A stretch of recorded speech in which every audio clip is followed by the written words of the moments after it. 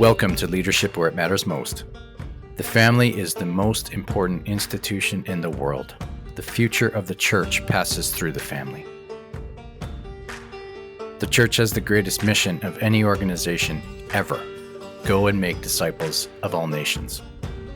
The family and the church. This is where leadership matters most. Hey everyone, thanks for tuning in to Leadership Where It Matters Most. You know, I get excited about every episode that we publish, but today is exceptional. It was an absolute honor and a privilege for me to have Carey Nieuwhof on the podcast today. For those of you who don't know, and I'm surprised if any of you don't, but Carey he's a former attorney. He is a former evangelical pastor. He transitioned into dedicating more of his time and energy into the leadership space a number of years ago. Carey has 250,000 people every month that are tuning into his podcast. He's got the Leadership Academy. He's got books that he's authored. He has done so much in the leadership space. And I so appreciate many things that I see in Carey as a leader and as a communicator. Certainly his futuristic notion, he definitely has future as a strength of him, and he speaks into the future all the time, but also his vulnerability. He has spoken at length. He has written at length. He has testified at length about his own struggle with burnout back in 2006. And today we unpack that a little bit on the episode because I really believe there is nothing that is deeply personal to the human experience that isn't universal. And I think what's beautiful to see from a guy like Carey, who has such a strong platform and is making such a big impact in the world, is that he normalizes the patterns of what burnout could mean so that we who don't necessarily have his platform can hear him speaking about it and see the signs in our own life and therefore maybe find out ahead of time before we actually crash and burn. So I appreciate his vulnerability. I appreciate his prophetic tone, his wisdom. And I appreciate, frankly, that he's a Canadian guy that's in this space. And I think there's something of a nuance that's beautiful for a Canadian to be in this leadership space. And he has just such a strong voice in leadership area these days. So Carey's on the show. It is quite a meandering conversation. Again, we love to have those, but we hear a little bit about his testimony, his journey of faith, the fact that he was going towards becoming an attorney and really felt a call from God to enter the ministry, which he did. And then out of the ministry, very successful evangelical pastor, out of that space into teaching leadership and dedicating more of his time to that. So we unpacked a lot of conversation. We talked about his discernment principles for major life change, which is going to be super helpful for other leaders that themselves have a stirring in their heart to maybe do something new, but they want to be able to discern well. We talk about COVID and the impact of COVID on the Christian church and who really pivoted and innovated well, who only adapted temporarily and have gone back to normal and kind of the negative impact of that. We talk a lot about the polarization that we see politically and in the church and different spaces. We talked about some of the unfortunate scandals that have hit both the Christian and the Catholic world and what we as leaders can do to immunize ourselves a little bit from this. He had some great wisdom on that. We talk about the future of leadership and what people that are in positions of leadership are going to need, in 5 or 10 years. So it was a beautiful conversation. I so appreciated Carey even taking the time. Shout out to Father James Mallon, my friend, who helped work this out and get us connected. So guys, enjoy the conversation. Carey's got so much wisdom for you. I hope to have him on again soon. Until next time, enjoy this episode. Carey Nieuwhof, thank you so much for being here. Really appreciate you taking the time. Wonderful to be with you, Brett. Thank you so much for having me. It's good to have a mutual friend in Father James Mallon who helped coordinate all this. He's the best, isn't he? He is, you bet. So Carey, a lot of people that listen to this podcast are probably already familiar with you. A number of my staff are going through courses that you've designed. Many people are listening to the podcast, checking out the blog as well. But for those maybe who aren't as familiar, why don't you just share a little bit of your story, your faith journey? I mean, you've had a lot of things. You've been, trained as a lawyer and pastor, leadership space. So give us the goods on Carey's life. Yeah, about every 5 years, I change it up or blow it up one way or the other. So yeah, I'm first of all a husband and a dad. Been married to my wife, Tony, for 34 years this year. Crazy. Awesome. And we have 2 grown sons, 32 and 28. So really enjoy family life. It's been great. Met my wife in law school, and that's where it picks up with my narrative. Mm. That's what I thought I was going to do with my life, was be an attorney, be a lawyer. Got into the law school of my dreams, and between first and second year, God kind of arrested my plans. And although I'm Presbyterian in background, we're not given to wild dreams and tongues and that kind of thing. Supernaturally intervened. And through a series of dreams and experiences, I came up with this unmistakable idea that I was called to ministry, which, with my Reformed background, I had lots of friends go, "Oh no, we see this as well." So I'm like, "Really, God? Really? I think you're making a mistake."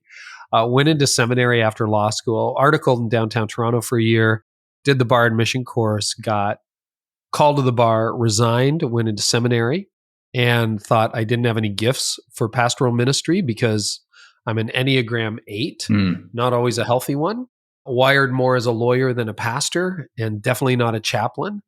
So I just thought, I don't even know how I fit in congregational life. But halfway through seminary, we heard about these little rural churches across Ontario that often couldn't afford a pastor, multi-point charge, and looked into a couple of them. It didn't work out. And then there was one north of Toronto in a place called Oro, which I'd never heard of, that had 3 little Presbyterian churches. I preached for a call there in 1995. They called me. I won by 1 vote. There you go. Wow. Yeah. So we've been here for 28 years. That eventually went on to become Connexus Church. They were 3 very tiny parishes, tiny little congregations, average attendance of 6 at the first, 14 at the second, and the large one had 23 people. Wow. And today that's Connexus Church that 3,000 or 4,000 people call home. 1,200, 1,500 attend on the weekend. Yeah. We've been blown away by it. So I was lead pastor of that church for 20 years. Really, in 2015, stepped back because I'd turned 50. I thought it's time to hand this thing over to a younger leader. And for the last 8 years, we still go to Connexus. I was there yesterday. I'm teaching in a couple of weeks. But we're very tangentially involved. We're more like members than we are leaders in the church now. We give, we serve, we lead a small group. We're part of congregational life. But Jeff has been running the church for 8 years, and I teach, once in a while. And I had this passion for helping leaders, and that became eventually what I do full time now. So I try to help leaders. I do a leadership podcast, as you mentioned. I have courses. I have the Art of Leadership Academy, which we've got over almost 1,800 leaders in right now, actively taking courses, coaching them, walking them through challenges. I do a lot of speaking and I write some books. So it's a lot of fun. It's like the most fun I've had in my life. Just what a great season. That's amazing. And your impact is obviously beyond kind of your immediate network in your Christian church, because there are so many of our Catholic leaders that are taking in all that you're putting out, whether it's books or podcasts or this. Our director of communications is going through a course right now. Our director of evangelization is going through a course. Wow. When I shared with special projects associate director that I was having you on the podcast, she screamed and ran and gave me a hug. So this is the impact that you're having in the Catholic world. Well, she'll get to know me soon enough, Brett. I promise you. You know what? That's humbling and that's amazing. But I think that's a sign of the times that we're in. If this was a generation ago, I don't know, former Presbyterian, Reformed background, now non-denominational, why would I hang out with you? But particularly in a Canadian context, I think we realize if we have Jesus and the scriptures and prayer in common, we should probably break bread together. Yeah. It's funny, I was on a call today with Anglicans in England for a conference I'm doing in May. And all the issues they're struggling with in England, there are nuances here and there. I'm speaking tomorrow in California. There are definitely issues that are a little bit nuanced, but we're kind of all in the same boat. I mean, Christendom is no more as we knew it. Yeah. It's super challenging for people, and we're all struggling with the same issues. So I think, why not just band our efforts together? And why don't we help each other? Because, we're involved in a cause that's bigger than our particular denomination or brand or tradition. And it's centered around Jesus. Yeah. And we have a job to do. Amen to that. So that's my heart. Yeah. I mean, when you think about Christendom evaporating and the relationship between the Christian church and the world, that's where we have to lock arms together, because to the world, in their eyes, we're all the same.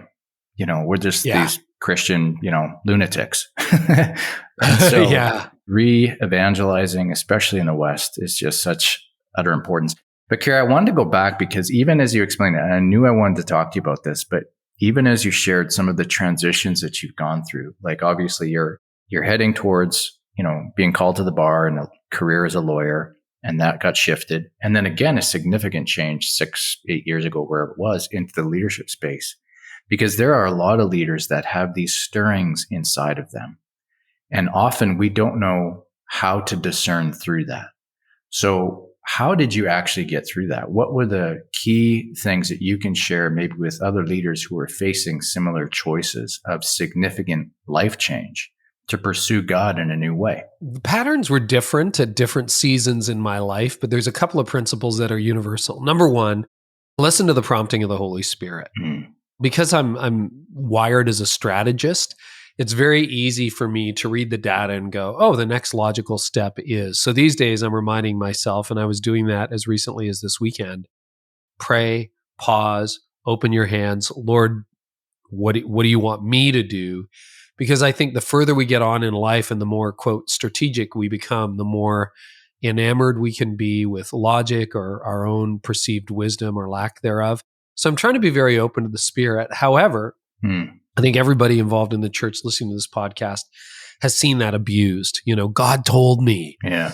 It's like, ooh, as soon as I hear God told me, I'm like, oh, I hope he told someone else, because I'm not sure.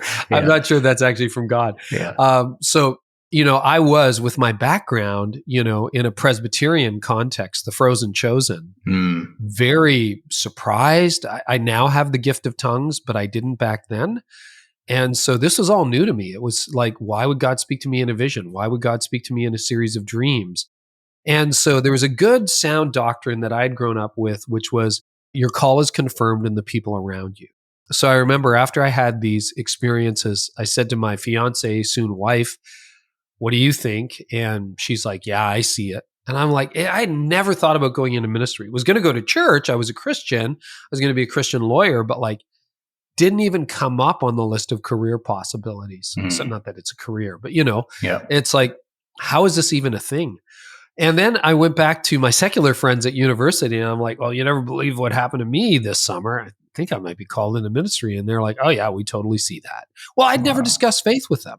Yeah. And they're like, oh yeah, it totally makes sense. So again and again, at the denominational level, in the mentors and peers around me, in my friends, in my circle, in my family, it was like, yes, yes, yes. But I really saw it as 5 years of testing the water. As Canadians, we can talk about going out on the ice. Is it safe or not? I just kept testing that ice for 5 years. It was like, all right, well, I'm going to finish law. I was going to go immediately into seminary out of obedience. And then my dad really encouraged me. He just said, Carey, finish what you start. So I did. And then the more I thought about it, though I was in between first and second year, law is a 3-year program. I thought, well, one of the criticisms of clergy is you live in an ivy tower. You've never worked an honest day in your life. And I thought, I don't want to be one of those, I spent 9 years in school, and now I'm going to tell you how to live your life. So I went and I worked for a year in downtown Toronto at a law firm. That was really good. Wrote the bar admission course just to finish what I started, which was grueling and difficult. And then because it was something like $1,100 or $1,500 a year to keep your status as a lawyer, obeyed my calling, resigned because we didn't have the money for $1,500 extra dollars a year, went into seminary, kind of burned that bridge. I'm sure I could have gotten back if I wanted to, but I'm like, all right, God, I'm here. That was the process. And then when it came to stepping back from leadership, like being the senior pastor, and I realize in a Roman Catholic setting, you have bishops and dioceses, et cetera, et cetera. So it's very different, but we're now non-denominational. And so it was sort of up to me and the elder board. And I had just seen, as a young leader around 30, when I finally emerged from seminary and was ready to take on the churches, I saw a lot of mostly men who were my age now, in their mid-50s, late 50s, and they were phoning it in. And I would get so frustrated with them. I'm like, how could you lose the passion for ministry, the passion for life? Like, you're just cruising for a paycheck and a pension plan. Like, I could see it. I could smell it. Not in everybody, but in a lot of people. Well, when I turned 40, I kind of thought, because you can't imagine yourself at 50 or 55. But I thought by the time I'm 55, I think I should be out of day-to-day leadership. Then at 48, I was around 48, I started to realize I felt shiftings. And I thought the stuff that used to energize me drains me. I'm in meetings I don't want to be in. And then it hit me. I'm like, if I'm not careful, I'm going to be one of those guys. Right. This is where this comes from. Because when you're 30, you don't understand it. At 48, you're like, oh, okay. Like I get it now. And I'm like, this is bad. And I felt like I had years left in the tank, but I could see where empty would hit. And I wasn't deconstructing my faith. I love Jesus, but it's just, you have so many rodeos in you, it's not your first, it's not your second, but on your third or fourth hiring of teams or building campuses or whatever, you're just kind of like, I'm not really a maintenance guy. So I thought, you know what? We had gone through a building project. We just opened up our broadcast location. We had double-digit growth. We had money in the bank. We had reasonable debt. I'm like, this is strong. If I hand it off now, my successor is going to get something that can run for 2 years almost by itself. So if there's some problems, he's got some slack. Yeah. Well, Jeff didn't need any help. He did a great job. But when I handed it over to Jeff Brody, with the blessing of the elders in the fall of 2015, he just led it from strength to strength. And then, like, what am I going to do next? I had 2 boys in university at the time. This is in 2015. And I insisted on taking a pay cut. I was still on the teaching team, and I didn't really have the gap in revenue made up. But I'm like, all right, God, you'll take care of that. So it was a step of faith. And he just provided. So I had the podcast, but it wasn't even a year old. Maybe a year old. I'd been blogging. Blogging isn't a thing as much anymore, but that had momentum, but I had no monetization strategy for it. And I didn't know what it would become, but it's like, all right, I'm going to do this and I guess we'll figure it out. And God has been like, it's exploded since then. So he's been so faithful, but that was a step of faith. Yeah, for sure. Yeah. It's been so enjoyable, Carey, honestly, just to watch the ride, because I've been a fan a long time, and there's something about the way you do it. I would attribute part of that to just being Canadian. There's very few Canadians that are really in the leadership space the way you It's are, true. and the voice you have, right? So I don't know. I think it's just a real blessing for Canada, for the church in Canada, and for you. Well, Mark Sayers pulled me aside a couple years ago, and he just, he is sort of from that prophetic tradition. You probably know Mark, do you? Or know of Mark? Know of him, yeah. Yeah, and Mark just said, I really feel like God has a prophetic role for Canadian voices. And he said, I believe you have it. And he named a couple of other people. So for your audience, and James Mallon would definitely be among them. If there's someone there going, I wonder if I'm wrestling with a stirring, just pay attention to that. And I think what's unique about the Canadian voice, because I spend 90% of my time on the road in the US, like I'm going to California, then I'm back, I think, in Illinois, and then I'm off in Dallas, and et cetera. So those are just the people who call all the time. But I think one of the reasons they appreciate my voice is they think I'm from the future. It's like Canada has been through, in my childhood and formative years, what the United States is going through now, which is the de-Christianization of a culture and the rise of the nuns. Yep. And, we have ties to Britain. You can debate that all day long, but there's definitely a British influence in Canadian culture. And so, I feel like I have a little bit of a foot in Europe. My parents were Dutch immigrants, and a little bit of a foot in the United States. And then I'm Canadian. So I kind of feel like, and everybody likes Canadians, even Americans are like, yeah, we don't understand you, but we like you, right? So I think I get to come in with a bit of a different voice, and it feels like I've been to the future, and I can come back and say, hey, 10 years from now, I might want to pay attention to this, because this is what it's going to feel like. And I think they're really grateful for that. So I think Canadians do have a unique voice sometimes in the global space, because, I'm not seen as a Republican or a Democrat. And they really, I love my American friends, and most of my audience is American, but they don't understand our political system. They don't know anything about Canada. And Canadians get very defensive about that. And I'm like, well, explain the government system of Ecuador to me. And most Canadians would be like, I have no idea. Exactly. So don't blame the Americans for not understanding Canada. Can you tell me who's president of Mexico or who is president of Luxembourg right now? Yeah. You'd be like, no idea. Is it a prime minister? I don't know. Who's the prime minister of England? I don't know. It changes every 5 minutes, right? We knew it when it was Tony Blair, but now we're not sure anymore. Yeah. So it's just one of those things. It's not their fault. It's just they're the biggest nation in the world. And so when they get an outside voice they trust, they listen. So I just share that to any listeners who might feel like, hey, God's put a stirring on my heart. That word from Mark was very affirming for me. Yeah. Well, that's great. I mean, I certainly have heard similar things about the voice of Canada.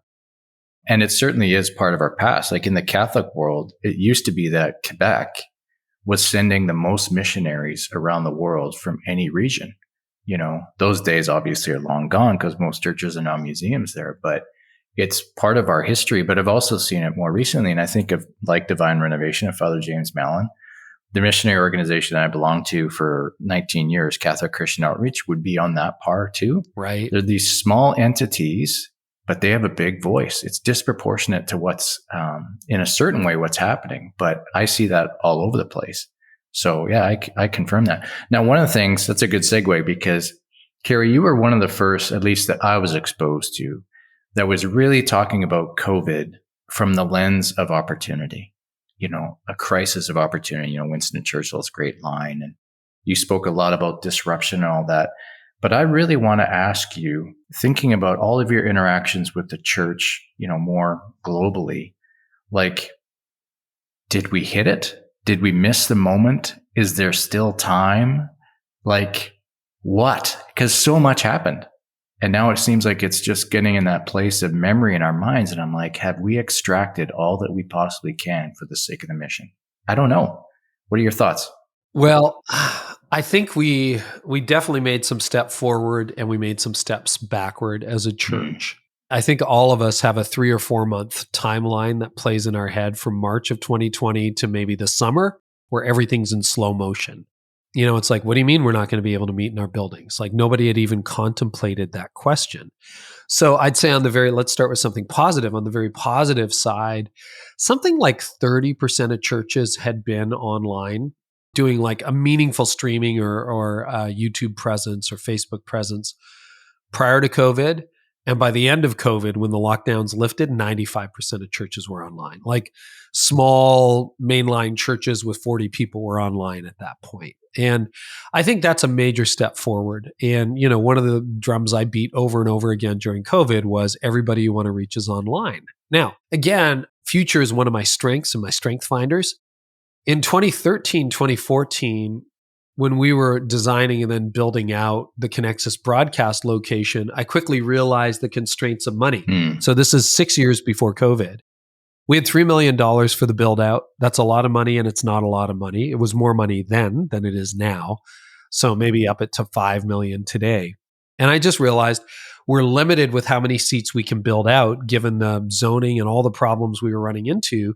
So we have 375 seats at Connexus. That's it.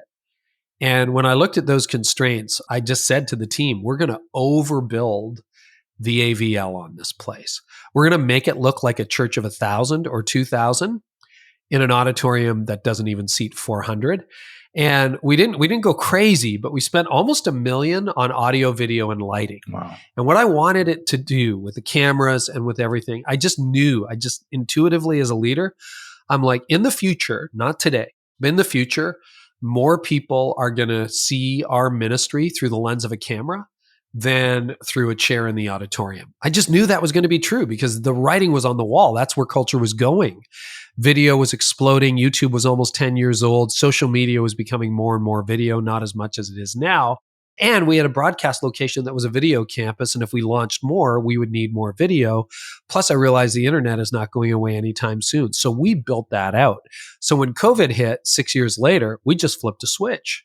It was almost business as usual without the people. Yeah. We got to help a lot of Canadian churches. We fed them our stream. We showed them how to do it, et cetera, et cetera. So I think the positive side is a lot of congregations now are equipped for the digital age. However, the big challenge of COVID, a couple of things on the spiritual side, conversations with John Tyson and a few other people, they saw this as a real opportunity for repentance, pause, revival. I don't know that we prayed into it enough. It got political very quickly. I never would have predicted in March of 2020 that whether you were vaccinated or not, or wore a mask or not, was going to become a red or blue issue, a left or right issue. And I remember spending meaningful time in 2020 going, how on earth did this get politicized? Yeah. And not just politicized, partisanized, if that's a word. It's about what side of the aisle are you on? Are you conservative? You know, we had the truckers in Canada. Yeah. And even now, the Canadian flag feels different than it did prior to the truckers. And, you know, whether you wear a mask or not, every time. And there are people still, we're not in a lockdown, obviously, but people still wearing masks, but it feels like a dividing line. And I don't like that. The church should be a place where we're on the front lines. And we kind of straddled the middle ground, I think, well, as a church under Jeff's leadership. We stayed closed. Remember all the lockdown, reopen. Okay, we're open for business. Another outbreak, another variant. We're closed again. Yeah. We just stayed closed for 18 months and did everything online. So what's been really interesting, I think churches adapted, but they didn't innovate. So they adapted by going online. They adapted by setting up a stream. It's not that hard. It's not that expensive. But as soon as the doors were open again, it was like back to normal. Yeah. And we spent a year and a half, everybody back in the building, everybody back in the building, everybody back in the building. Well, and we all know, like, I'm sure, you tell me, correct me if this is different in a Roman Catholic context, because I haven't got data on it. But in a Protestant context, everyone would say, whether you're back to where you were pre-COVID or not, numerically, you have a new church. Like 30 to 40% of the people are the same. There was some churn in the middle, and then 30, 40% of the people are new. And we don't know where a lot of those old people went. We just don't know. And they weren't old. They were just the people who were part of our church. We don't know where they went. So we have this new church. But what's really cool, I'm really proud of my leader. So I'll brag on Jeff Brody, my pastor. What he did was he didn't take his foot off the gas on online. We reopened in person. He didn't succumb to, okay, we're going to shut down the stream. We're not going to offer this online because we want everyone back in the building. Here's what happened. 2023, best attended year we've had, I think maybe in our history. Wow. Secondly, the views online are up over what they were at the height of COVID. Wow. So the online presence has grown. And if you really double click on growing parishes, growing churches in 2024 and beyond, what you're going to discover that 99% of the time, those churches didn't quit the digital.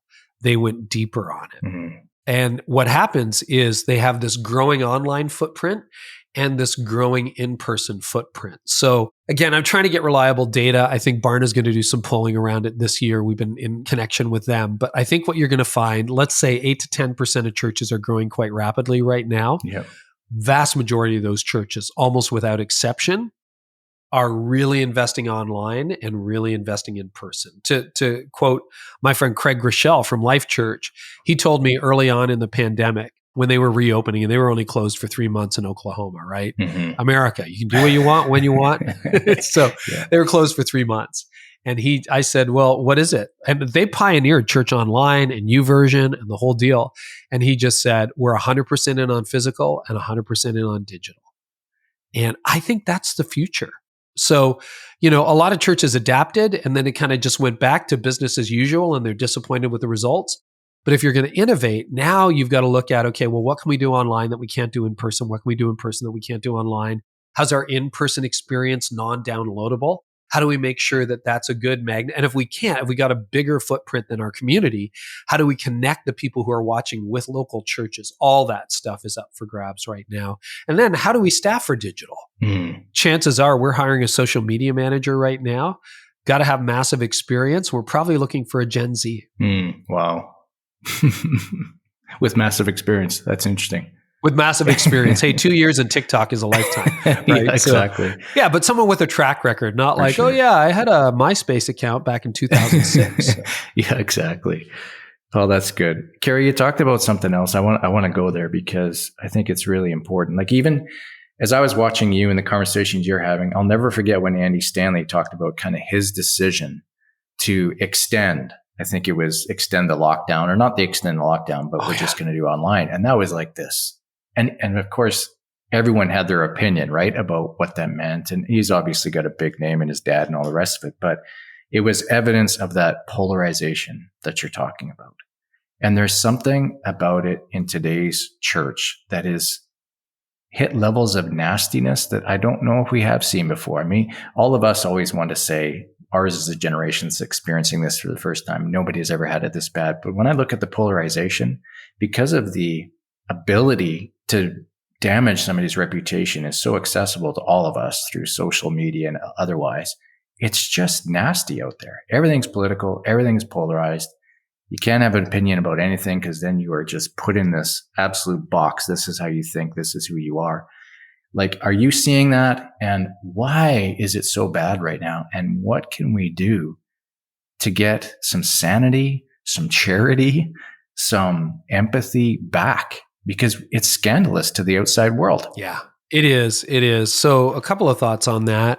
You know, I've talked to Andy at length about that, both on mic and off mic, about that season and all the criticism he got. And what he discovered, because it sounded, and this will be very familiar to all of your leaders listening, it sounded like a "are you open or are you closed" question. Now, the one thing Andy is fantastic at, if you want to get Andy's attention, send him an email that says you're upset with him, because there's a good chance he'll call you. So he ended up going through, and if there were longtime North Point people there, he would just call them and say, "Hey, Brett, it's Andy. I heard you're leaving the church. You're really upset with our decision. Can we talk?" And I don't want to misquote Andy, but I feel fairly confident saying not once was that actually a conversation about whether the church was open or closed. It was a political conversation. It was a partisan conversation. It was about, you know, if you're really, and they may not use the word Republican, but if you're really a believer, then you would be all about freedom. There's a researcher, you may have run across him. His name is Ryan Burge. He runs a Substack. I think he's a fascinating pollster. He aggregates a lot of data, and he has been plotting for the last year or so. You can just find his, it's called Graphs About Religion. Been plotting something that I'm following very closely called the rise of secular religion. So if you look at what's happening in the United States, there's a lot of people who identify as evangelicals now. A meaningful percentage of people identify as evangelicals who are not Christian. Evangelical has become like fighting words, I'm anti-woke, right? Right. Now, the left doesn't have this. The left doesn't really have people who are affiliating with the church because of its leftist views or its woke agenda or anything like that. Not really. But what's really fascinating is you're getting secular evangelicals and a lot of secular Republicans who are now seeing the Christian faith almost like guns, God, and glory kind of a banner, which is really interesting. And I don't think you see that as much in Canada, but America still leads global opinion on a lot of issues. So that's very interesting. And if you look at, you know, the non-religious right is aligned, I don't want to say aligned with Christian values, because that's not where I would be on that issue. But you know what I mean? Yeah. They're taking some of our talking points, twisting them, and removing the whole, I don't know that Jesus rose from the dead piece to it. Yeah.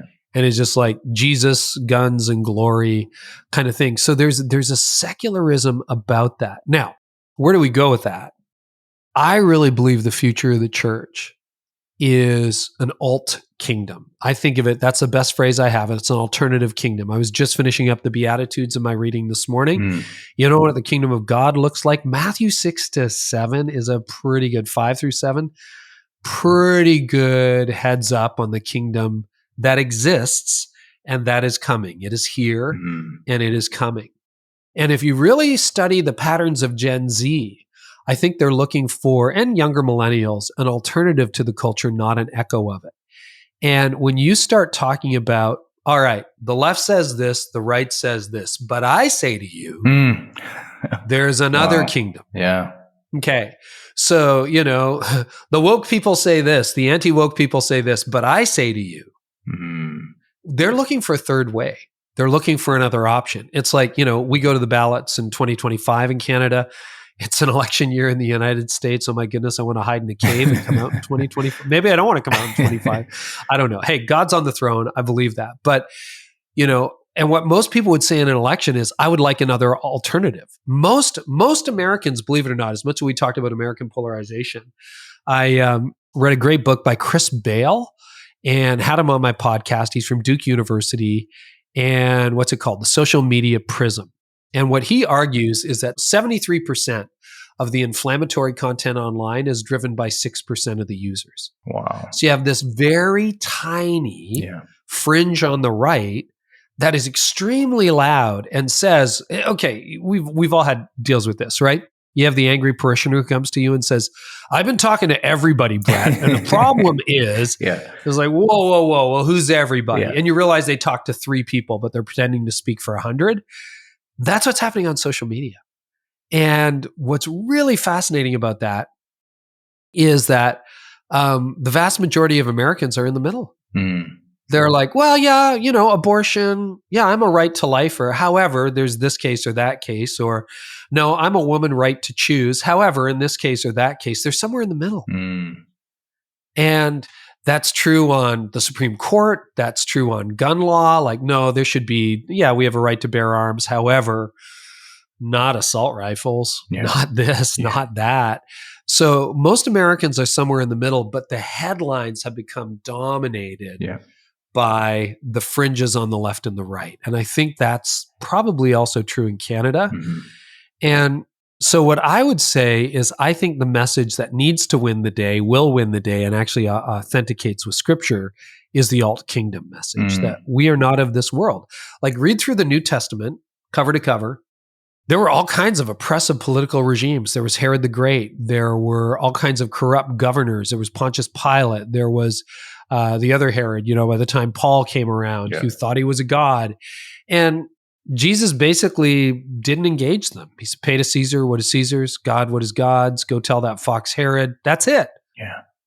One of his followers, Judas Iscariot, or Simon the Zealot, I should say. Simon the Zealot, zealotry was a political party.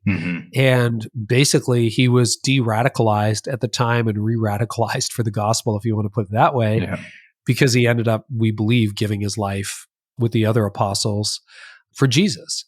And so they were shown a different kingdom, and the kingdom is not of this world. And I think that's what this world is yearning for. And I really would predict 10 years from now, the church that will be emerging, and I'm not talking emerging church because that emerging church thing never emerged, but the church that will blossom a decade from now with older millennials and Gen Z leading it will be, hey, we're not of this world.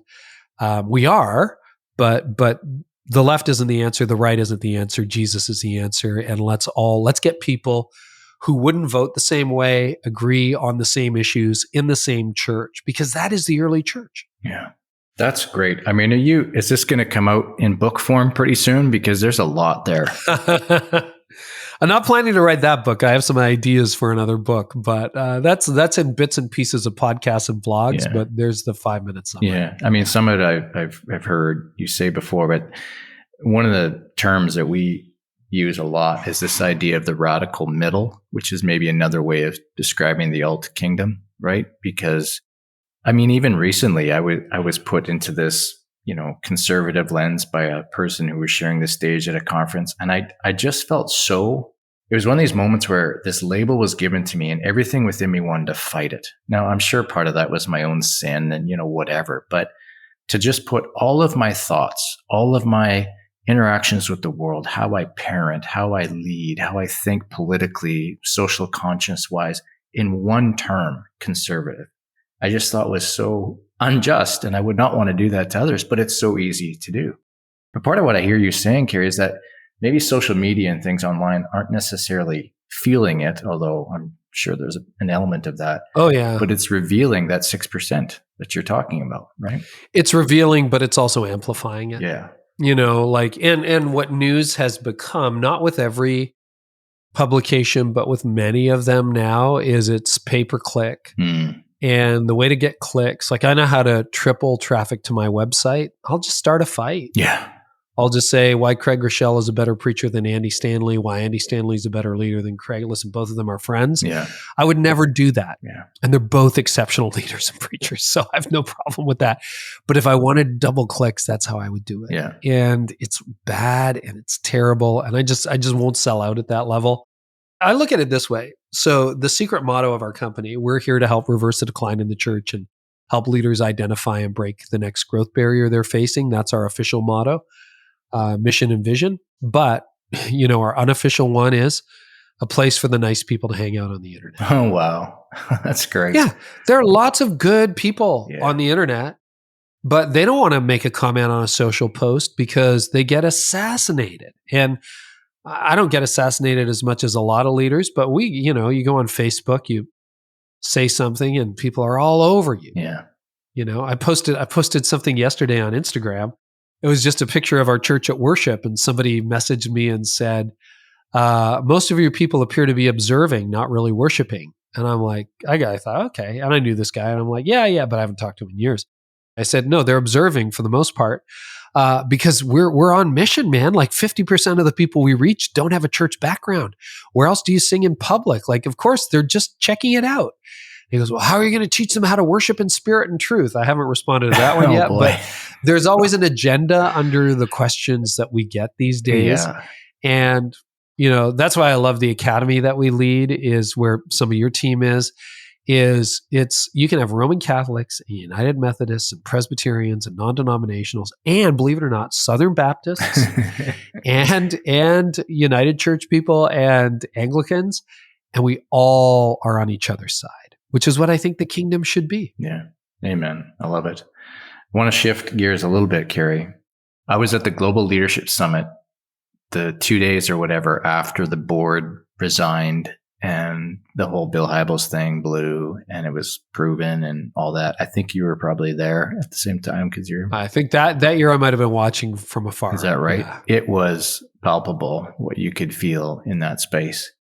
And I mean, I'm obviously from the Catholic tradition. We have more than our fair share of scandals that have filled our church in history most recently. And I don't say it because I want to make things more public than they should be. But Jean Vanier, when things were found out about him, I don't know if you heard about this or not, but a little bit. Yeah. That was devastating. I had met him and I remember walking away thinking to myself, I was in the presence of a saint. Wow. Just his absolute compassion and care for the individual with whom he was speaking and just so many signs.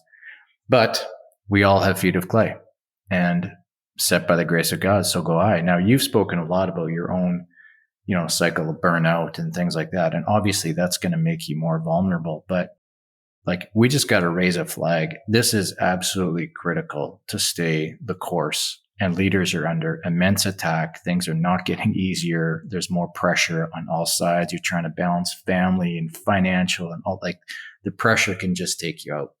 And you could so easily look for relief in some way that's not healthy or whole or edifying in any way. Speak to leaders about how do we safeguard? Because we all have feet of clay. There is none of us that can resist completely. We need the grace of God. You've seen it. You've commented on it. What do we have to do? So I feel very fortunate. The hardest period of my life happened in 2006. I burned out.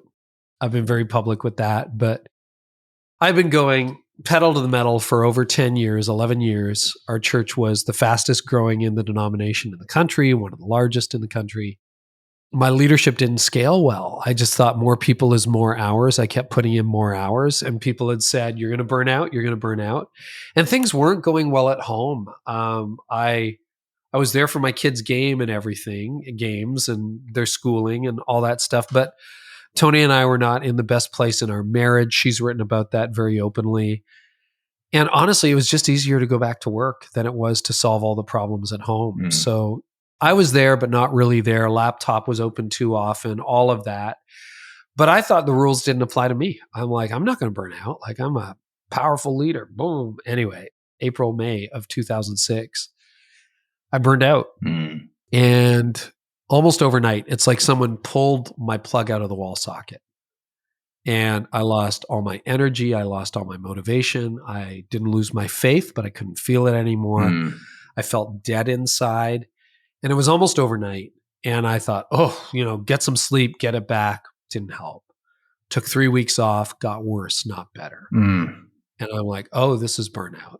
So through a lot of counseling, care, very supportive wife, great community around us. We had some great friends. Slowly the lights came back on, but it was in that period that I kind of realized, in the same way that at 48, I knew, oh, yeah, I don't want to go to these meetings anymore. Oh, that's why those people end up this way, Right. dead in their 50s, right? Okay. That's when I realized, oh, that's why guys have an affair. I talked to one guy who said he wanted to have an affair just so he could feel something again. Oh, yeah. I'm like, whoa. So by the grace of God, I did not make that kind of a life miscalculation. Didn't quit my job. They said, do you want a sabbatical? I'm like, I don't think I'll ever come back. And I think God isn't done with me. And I don't think I'm done with ministry. I just feel done right now. So, we got back, but it was a very sobering wake up call for me. And I realized the pace at which I was running was fundamentally unhealthy. It was not alienating me from God, but it was blocking God's work in my life. I was just running. And so I slept. And the mantra I've been running with for 18 years now is live in a way today that will help you thrive tomorrow. So what do I need to do today that will help me thrive tomorrow? Spiritually, emotionally, relationally, physically, financially. And I go through seasons that are a little bit busy right now, but if your busy season has no beginning and no ending, it's not a season, it's your life. Yeah. So I am working really, really hard to make sure that I'm healthy. And that's one of the major things I do with leaders, is I talk about that all around the world, is how do you make sure that doesn't happen? So, I think there's an inevitability if you are burning out, or you have what I call low grade burnout, which is mine was severe burnout. It's like, go see a doctor. You're done. Right. So, and I got back. Not everybody comes back from burnout. I'm extremely grateful. It was slow. It took years. And then I found the new system and it works, and I'm thankful for that. But I am very, I've never broken a major bone, but if you do, you're very aware that you could break your leg when you're skiing, and you don't want to do that again. Yeah. I want to do that again, man. I don't want to do that again. So I think if you're running at low grade burnout, my definition for low grade burnout is the functions of life continue, but the joy of life is gone. Oh, So you're preaching a message and everyone's going, good job, but you don't feel anything anymore.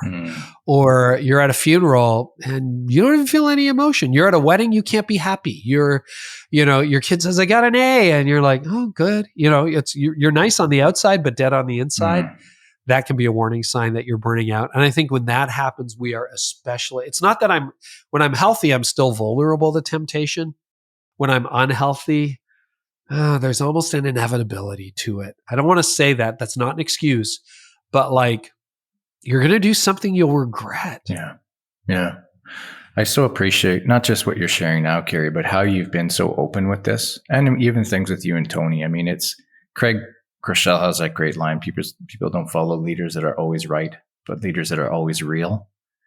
And you've kept it real. And I know you're trying, and that's the thing. The fight is there to keep it real, which is great. And I'm sure there are people that would be saying, don't do that, and you shouldn't disclose and be that vulnerable. But that's what we need to hear. That's the real stuff. So thank you for a past and now. Well, and Craig has been very open about his own journey. Yeah. If you've read Winning the War in Your Mind, he's talked about it on my podcast too. And again, he hasn't made that error where he cheated on Amy or anything like that, or took something that didn't belong to him.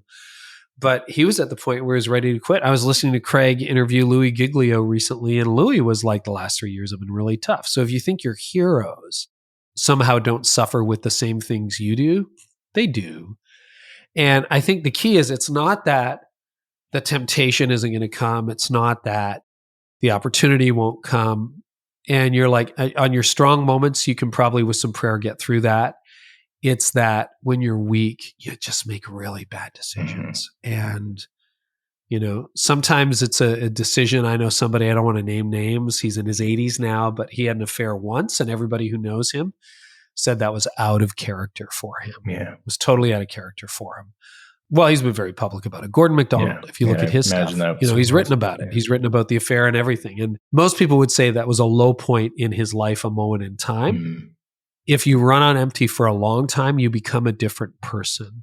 And that's where it can become serial or systemic or that kind of thing. And yeah, so I pray. I mean, I hired a corporate coach, executive coach, a couple of years ago who's got a counseling background. And it's like, I want to finish well. I want to be 80. Yeah. And not look back on my 50s, 60s, 70s with regret or something I have to recover from. I have enough small things I have to recover from, Brett. Yeah, no kidding, right? I think I have to apologize to someone today for something I said in a meeting. I have to apologize to my wife, to my kids. I got to apologize to readers sometimes. Like I'm making mistakes every day. Yeah. I just don't want to have that life-altering thing that derails so much. And this is what's at stake. It's not just what's happening in your life. And I think about this a lot. And it's helpful. It's scary. It's terrifying. It's helpful. It's all the people who put their trust in you. Mm. Because as a leader, you have that power. It's a fiduciary responsibility.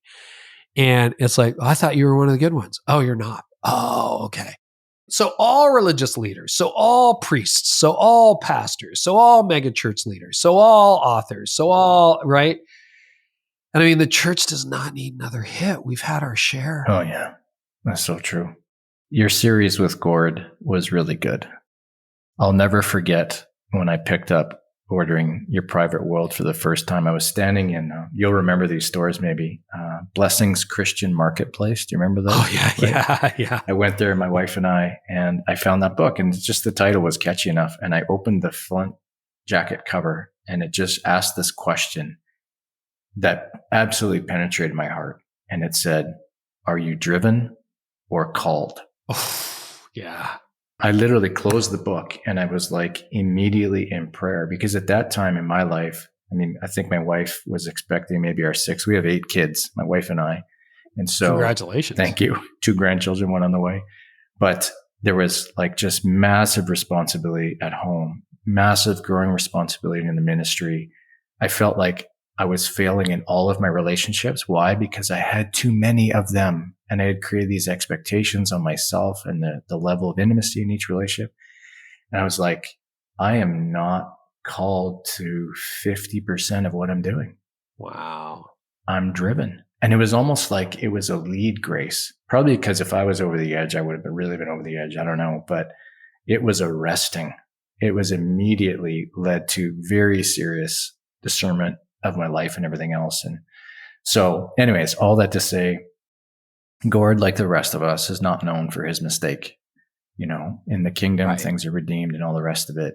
And I've been benefited greatly from his writing ministry and through this series with you and everything. So kudos. I appreciate him a lot. Yeah. Can I ask one more question before we pause? Yeah, of course you can. Because I'm curious. You like the world needs the Lord, needs Jesus. The church has this opportunity to bring him to the world, but the church is divided in all these different denominations. As someone outside of the church, where do you see the opportunity for really shared things together between the evangelical world and the Catholic world? Where is the opportunity to give witness to this world that needs the Lord? Well, I think on the inside, our opportunity is we all have pretty much the same problems with slight twists here and there. Mm. Let's get together and try to solve our problem, our collective problem, the decline in the church. It's not so much that numbers are declining, it's that we're not accomplishing our mission. We're not fulfilling the Great Commission. We're not being the church, I think, the way Christ envisions us. And he loves us and, he gave his life up for us. I get it. But I think we could do that. And then for the world, I think it's seeing cooperation. I think Protestants can be the worst at this because, we have protest in our name. So we can be the worst at this.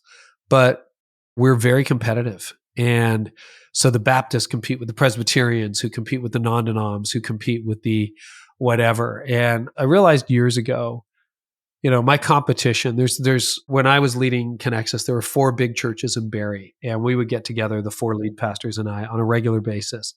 And we would just say, we're all on the same team. We're all on the same team. Wow. And we would joke sometimes about the people that shuffle between our church and the next church. They leave mad. Carey's not deep in discipleship. well, you're getting him, Todd. And then Todd's like, well, Rick, I'll probably be at your church in a couple of years, so just hang on. So we were all real friends, but our congregations would get shocked. Not the unchurched people wouldn't be, but the church people would be, what do you mean you guys are hanging out together? Aren't they our competition? I'm like, no, you know what our competition is? It's Costco on a Sunday morning. It's the ski hill. Yeah. It's Lake Simcoe. Okay. Lake Simcoe is our competition. Have you been on Lake Simcoe on a Sunday morning? It's amazing, man. It's beautiful. It's sunny and warm in the summer. Yeah. And the ski hill's fantastic in the winter. It's the Christmas market in December in Toronto. That's our competition. You know what our competition is? It's a warm bed on a cold day. That's what our competition is. So if we can foster that spirit of unity where you and I, as people from very different traditions, where literally, and it's horrifying to say it, we burned each other at the stake at times, but we can just have a very civil conversation as a brother in Christ. Yeah, amen. And we can do this together. And there's no difference whether I'm talking to you or Andy Stanley or Craig Rochelle. We're all one. And that was Jesus' greatest prayer in John 17. So I think if we show that to the world, that, this is Baskin Robbins, there are 31 flavors. You might be a better flavor than me, but we're still all the same thing. Yeah. Amen. Amen to that. Sorry, I've got to ask one more question. Is that okay? Yeah. Because we live in permanent whitewater. Other people have said that. I'll say it. Like, it's just change all around us. So when you think 5-10 years from now, and you think of the rate of change in the previous 5 or 10 years, and you project that out, what do we need to be forming in our leaders now so that in 10 years they're ready for this? And part of the reason why I'm asking this, Carey, as you know, I'm actually in Florida doing some teaching for recently ordained priests. All these guys have been ordained for 5 years or less. Yeah. A lot of them are in this transitional period. They're not seminarians because they're ordained, but they're not really leading anything just yet. They're kind of assistant pastors and all that. But in 5 or 10 years, they're going to be leading and they're going to feel the weight of that responsibility. What can we do to form leaders for what the future will be in 10 years? Any thoughts on that? Yes. I would say agility. I'm going to give you a 2-part answer if that's okay. Agility. The ability to realize the world, as hard as you and I try, and seminaries try, and denominations try, and traditions try, the world that you're being prepared for by the time you graduate doesn't exist. So you have to be agile. You have to figure out, you got to marry the mission, but date the methods. Churches that love and leaders who love their methods more than they love their mission will die. So there was a way of doing church, and that's going to change. On the other hand, I was driving literally yesterday through our community, and I said to my wife, Tony, I'm like, our population's grown by 50% since we moved here. I looked at the population sign. So it went from 16,000 to 23,000 people who live in Oro-Medonte, where I live. This is not a big deal. Small rural community where we started, where the original churches were. But that's like a lot more. And I'm driving through literally the country roads. And I'm like, if you had said 28 years later, you'll be driving through these roads, what's different? Well, the cars look the same. Most of the churches that were alive back then are closed now. But life seems very recognizable. Like there are telephone poles, and there's asphalt, and there's a lake, and people are out skiing at the ski hill. Not a lot different. So on the one hand, everything's changing. Yep. On the other hand, a lot of things aren't changing. People are going to have heartbreak. People are going to go through divorce. People are going to deal with bereavement and death. People are going to wonder at the meaning of life.